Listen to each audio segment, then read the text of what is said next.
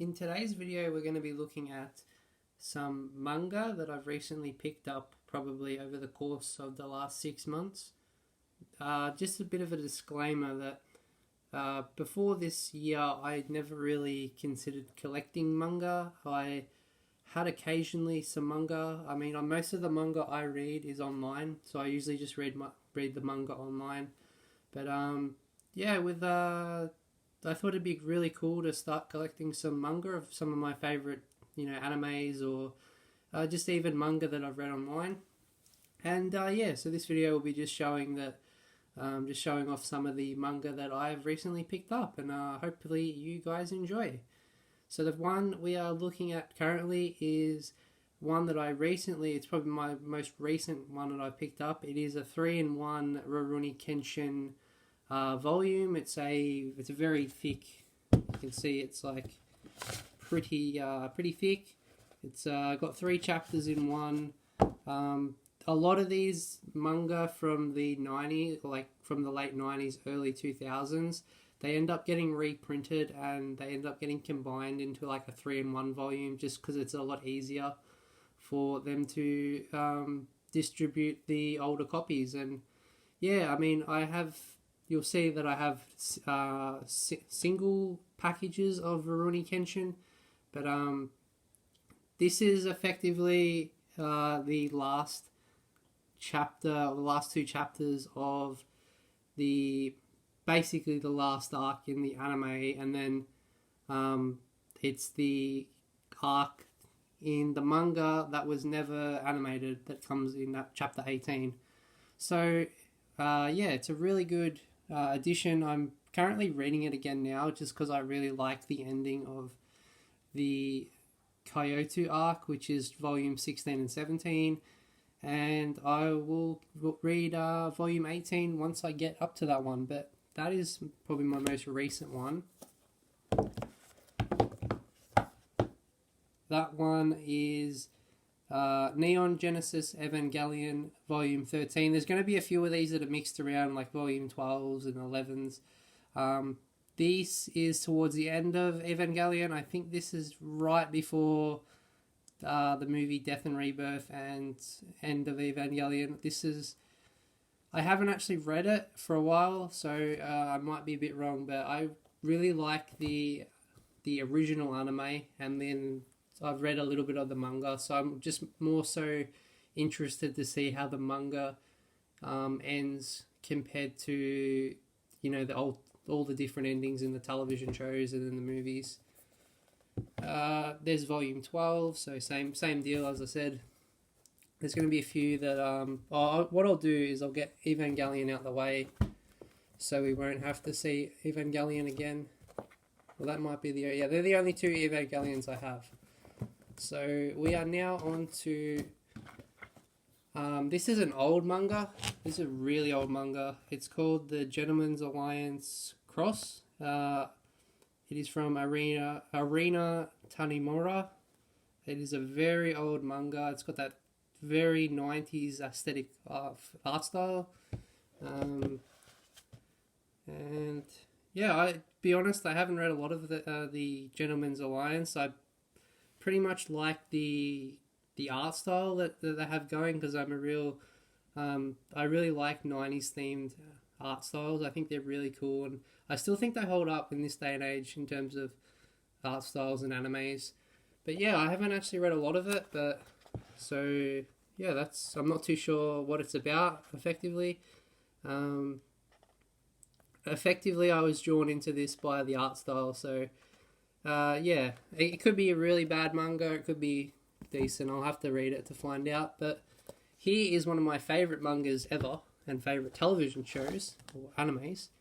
It is Yu Hakusho. This is volume 11. This is, I believe, the Dark Tournament. Yeah. So this is the Dark Tournament arc, which is my second favourite arc in the Yu Hakusho show / anime, manga, whatever you want to call it.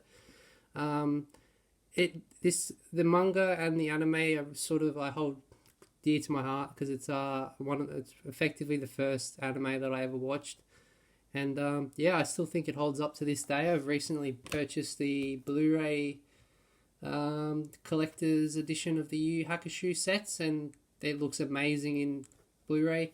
Even though Blu-ray is on its way out, they still did a really good job of remastering the visuals. Now we're onto some Yu-Gi-Oh! This is Yu-Gi-Oh! That doesn't fall. Onto Yu-Gi-Oh! 5Ds. Yu-Gi-Oh! 5Ds is probably my favourite Yu-Gi-Oh! Besides the original Yu-Gi-Oh! It is set in the future. I think it's so many years after the events of Yu-Gi-Oh! It's really cool. They ride bikes, motorbikes, and they do dueling. It's kind of unique. And yeah, it's actually a really dark story. The manga is very dark, and even the anime for a Yu-Gi-Oh! Anime is extremely dark. Like, there's been probably no other Yu-Gi-Oh! That is that dark. Same thing, this is Yu-Gi-Oh! 5Ds, this is volume 4 though. Yeah, I have a lot of the earlier volumes for Yu-Gi-Oh! 5Ds. I can't actually get volume 1 and 2 because the site that I was purchasing off completely sold out. They've sold out for like the last 6 months. So if I can get 1 and 2, I will. So ideally, this will be the manga that I will collect volumes 1, so I think it's like 25 or something. I'll probably collect this one first because it's the one I have the most copies of. This is volume 5 of Yu-Gi-Oh! 5Ds. And yeah, same deal. Some of these you can see here, you get like a card inside. If we open it up, they put the card there. So you get a nice card inside for that. And yeah, it's really unique. A lot of the mangas that are based on cards, like Yu-Gi-Oh! Vanguard, Card Fight Vanguard, and I believe Pokemon might have one where you get a free card. I might be wrong. But speaking of Card Fight Vanguard, here is the manga. This is volume 5. Another very rare manga to get in Australia. It's very hard to get. I actually haven't opened this. This is sealed. And the reason it's sealed is because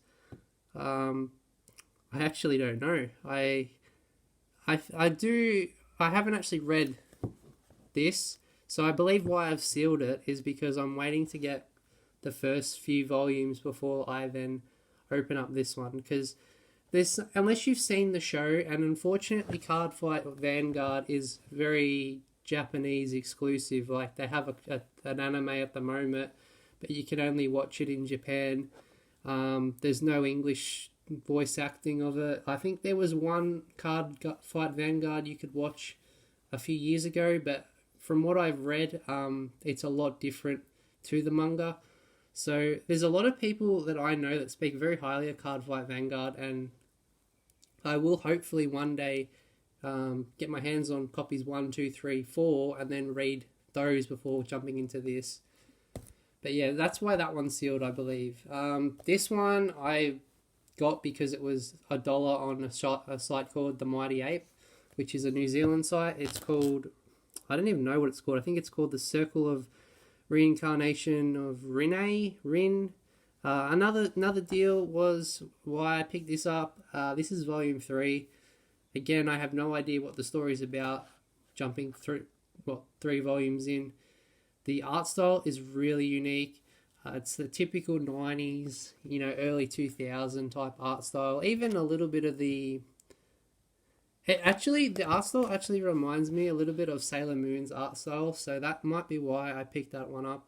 Especially the character here with the hair down there. And a little bit of Captain Tsubasa. I'm not too sure what Takahashi Romiko, the writer of Circle of Reincarnation of Rin, has done before. But yeah, I might give it a read if I can get my hands on copies volume 1 and 2. But well, there you go. So from the beloved creator of Inuyasha and Ranma 1.5. I haven't actually read Inuyasha. I've seen the anime. The anime is quite decent. It's not my favorite anime, but it's not too bad.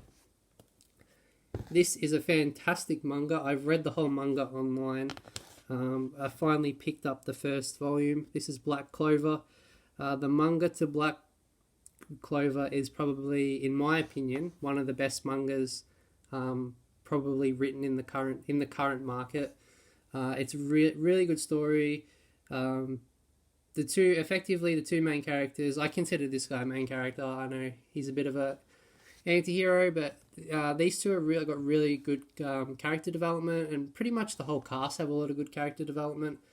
I would recommend not watching the anime. I mean, that's probably a bad thing to say, but unfortunately, I think the anime does the source material extremely bad justice. It's not very good. I mean, there are some really good moments, and it has really good arts. Like, the animation style is really good, but unfortunately, it's just all over the place, and I don't know what they were thinking with the anime itself.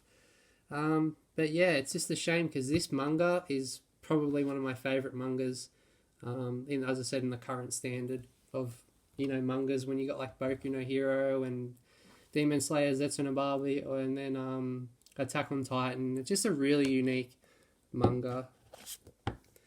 Here is volume 20 of Rurouni Kenshin, and I should show that one. Volume 19. So I haven't actually read these physical. I've read the manga online, as I mentioned earlier. This is the new arc that happens after the Kyoto arc. So volume 18, 19, 20. I think that ends at volume 28, I want to say. They are the two last... they're the last two mangas that I have currently, but they've picked up. And yeah, that is the last arc of Rurouni Kenshin. It's not my favorite arc of Rurouni Kenshin, but it is probably one of my second, and could be my second favorite arc. But yeah, I hope you guys enjoyed that video.